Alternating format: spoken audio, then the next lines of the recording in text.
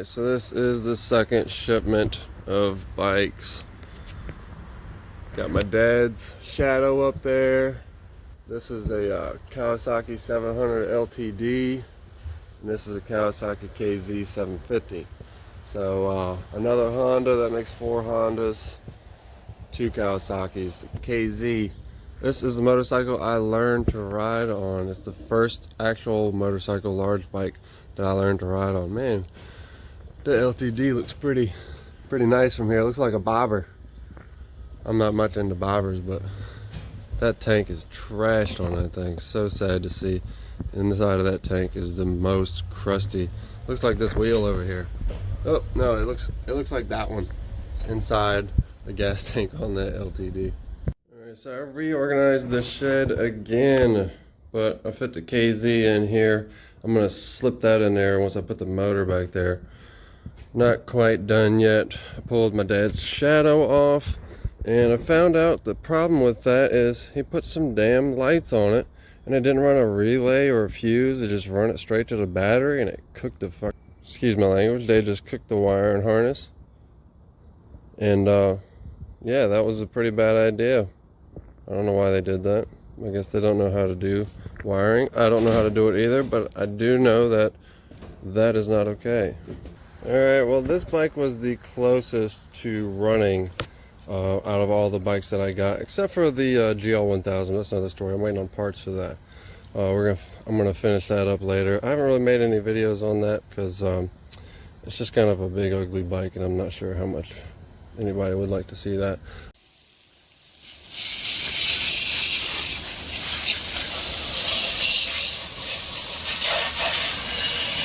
Oh yeah. Alright, so we've given this thing a little bit of a rinse, scrubbed it down with a sponge. It looks a whole lot better. So I'm starting with the fuel system. That should be the main issue with this thing now. I'm pretty sure I figured out what the wiring problem was. So using this rubber line and my jug, this is gas. It's from another cleanup I did, but I saved this jug so I can get all my old gas in it. So I took and cracked open this bleeder. This is just a bleeder so you can drain out the bowl for the carburetor. Went ahead and drained both of those out. There's one on this side and one on the other side. And now I'm moving over here to where the petcock is. Took the handle off and everything, and there's actually a fuel pump right here. So right in front of the fuel pump, I'm hoping if I take this petcock off and drop this little line off, I'm going to be able to turn the valve on and drain all the fuel out of this thing.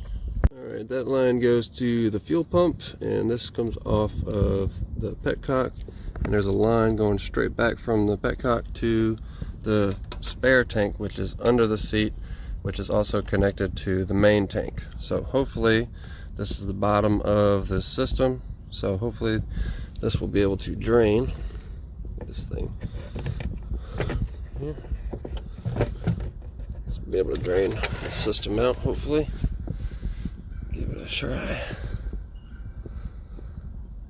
Oh, there she goes. Oh yeah, it's dark. Yes, getting all the junk out of the tank. Alright. Success. Well, she's still going. Quite a bit of fuel in there, and that stuff was very dark. Alright, it's another day, another dollar. I'm in my crowded, needless to say, well overcrowded shed. This is my equipment shed. Well, it was. Now it's a motorcycle shed, temporarily. So I went ahead and took the carburetors off, and turns out this thing had some varnish in there. This is really sticky. Well, this isn't, but this stuff is all sticky. Need to clean this thing all out. It wasn't letting fuel in. I was hoping to get away with just cleaning this thing out. My dad said he put Stay-Bil in it, so I was hoping I would be able to just flush everything out with some carburetor cleaner and get this thing back on the road, but unfortunately that is not what happened. So now I've got this thing all torn apart. Basically mostly just the intake and the carburetors. Took the gas tank off too. It had a little spot on the tank that needs to be sanded and painted. I've already sanded it, and I'm going to show that in a minute. First I'm going to tear down these carburetors and clean out the jets and everything and try to get these things back to functional. I got this first one all torn down, got the valve for the fuel. That was the main problem, was the valve was not working on this side. It wasn't letting any fuel in to this side of the carburetor. So I went in and pulled this off, and this side was really caked up with that varnish looking like stuff. But this side isn't nearly as bad. You can see the bowl is a little bit messed up with all the old gas that was sitting in it, but it's really not nearly as bad as this one was. I already cleaned this one out one time. I'm gonna clean it out again, clean this thing all out. I've got some parts back here from the first carburetor, all the jets and everything, sitting in there cleaning out, and I'm gonna put that one back together as this one is cleaning as well. See that was stuck in position. So yeah, this thing needed a good clean out anyway. It has been sitting for 4 years. I knew I was pushing my luck trying to go ahead and get it to go on sitting for 4 years with gas in it.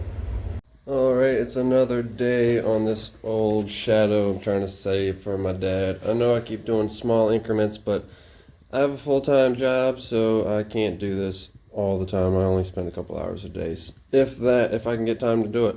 But I've got all my jets all cleaned out, all my bowls all cleaned out, carburetors are pretty much cleaned out.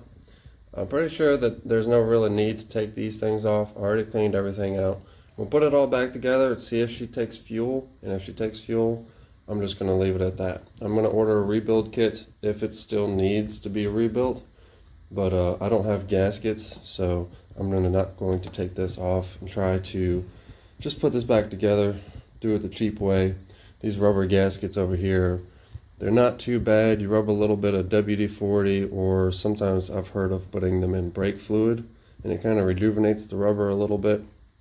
Hopefully these will still work, and I'll be able to save some money, put these back in here, get some gas flowing, and I'm still waiting on the key for this bike. And you can see by this wonderful yellow color of all this cleaner that I've been running out of here, that's the varnish or old gas that we're washing out of this thing. It's pretty nasty. So I'm gonna go ahead and stick these things back in here. Alright, so carb number 1 reassembled. All I gotta do is stick this bowl back on here and repeat the process for this other side. So I think I might order some carb parts for that thing. It doesn't seem like the valves are working too well. Sorry about my son riding his four-wheeler in the background, but I went ahead and did some sanding. I took all the decals off this thing, sanded some rough spots. There was a spot up near the tank that actually had a little rough spot. So I've got it pretty much. Here, let's go to the other side. See, I got this thing sanded down to bare metal on this side. Went ahead and hit it with some 1200. I didn't fully sand it with 1200. I did go over everything, but that was just to really knock down some of the high spots and make sure there was no ridges from the aggressive sanding that I did to try to get rid of those rust spots that I had. So we're going to go ahead and put some primer and paint on this thing. Alright, so I've got some cheap Rust-Oleum automotive primer, and I also got this Duplicolor metal flake. This was actually kind of expensive. It says metal specs. It's supposed to have like a metal flake in it. Looking pretty good. I got the primer down. I sanded it with some 1200 grit. It is starting to show through a tiny bit right there. The paint wasn't quite all the way cured, and when I wiped it all down with alcohol again, it kind of went through the primer that we just put down, but that's not going to be an issue. We're going back with another red paint, and it is pretty well primered right now. Everything's been sanded and super buffed and polished. We are ready to go ahead and put this paint on. I think it's going to stick just fine. Now we're going to go ahead and put probably 2, maybe 3 coats of this stuff on here. We might have to buy another can just to match in some of the other parts, like the side covers, just in case it doesn't really match too well to the original Honda color. Alright, with the first coat, she is looking somewhat decent. Sorry to get that metal flake on there. Oh, there you go. But yeah, it's looking pretty decent. It's definitely a lot lighter than the original color, I would say. Not too much, but it is a good amount lighter. And there is a little bit of splashiness on the back side. Just needs another coat. I've put about 2 coats on it now. And there's that spot right there. You can still kind of see it. It's starting to go away, starting to fade. Probably should have went back over it with primer, but I'm not much of a painter, but I'm trying to do what I can, trying to save this tank. Just put on the final coat of gloss, and this tank is looking insane. There's so much metal flake. It's really hard to see it, but man, she came out really nice. Sorry for the background noise. This tank is ending up quite pleasant surprise. So the tank is looking pretty good, and I've been waiting seriously maybe a month to put these carbs back together properly. I've had them back together, but it wasn't proper. I put some cheap gaskets in there from a kit that I ordered. It was the wrong kit, but the gasket worked. I took it back apart because some trash ended up getting in these carburetors, and the float valves got stuck, so I had to redo that again. And yeah, I just got a little bit frustrated. When I went to go put it back together, the gaskets had stretched, so they wouldn't fit back in here. So I went ahead and ordered right from Honda. These cost me $40 a piece, full gasket set for these carburetors. And all I really need is this little gasket around here. But we're gonna throw this together nevertheless, and hopefully we'll have no more trash. I'm gonna cycle the tank a few more times in this motorcycle. Gonna have to reorganize this shed again. I sold a couple motorcycles, but I'm gonna cycle the tank over a few times, and we should be able to pump any residual trash that was in there that I stupidly left. I cleaned the whole system out, but I didn't clean out the fuel pump. Shouldn't do that. So I've got the new gaskets in there. This is the old gasket, and it actually looks like it shrunk down a little bit, but I don't trust it anymore. I was just fighting with it. I think that's just made out of some cheap rubber. So this gasket is actually a little bit thicker. You can see it's got much more of a ridge on it. So we're gonna go ahead and go with these new $44 gaskets. Alright, so I've got those bowls back on there, hopefully for the last time. So go ahead and stick this carburetor back in here. Hook everything back up.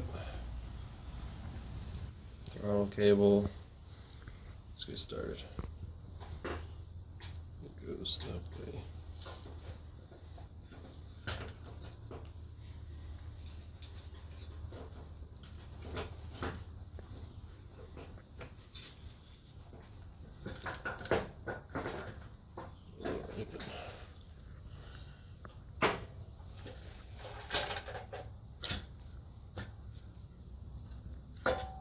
Alright, I'm just going to squeeze that down into these little hose clamps and clamp her down.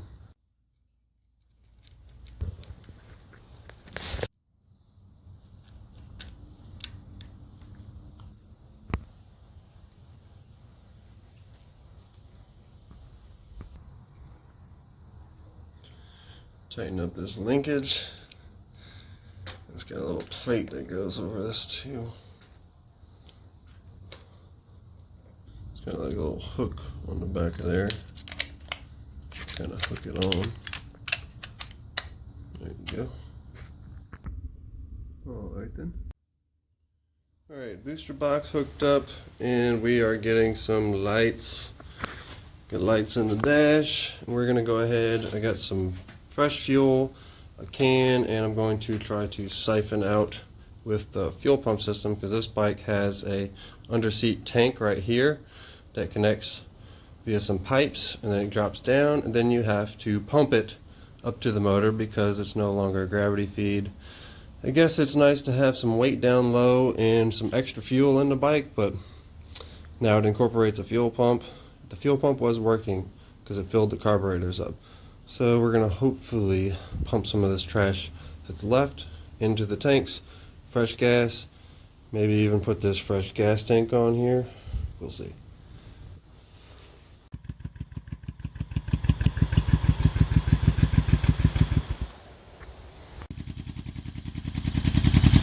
Well, it's running pretty good. The fan isn't coming on yet. I'm going around now. The screws stripped out on this one. I'm gonna have to like cut a groove in it. With this one I was able to get it. It was Allen screws. It's got some nasty junk in there. A little bit of oil residue down there, and then just some crusties. I already blew a lot of it out. And you can see this thing's all This one's not too bad, but this one is just somebody tried to get in there and rounded her out. Left it for me, I guess. We're on the first heat cycle. I'm gonna go ahead and cut it off and work on these brakes and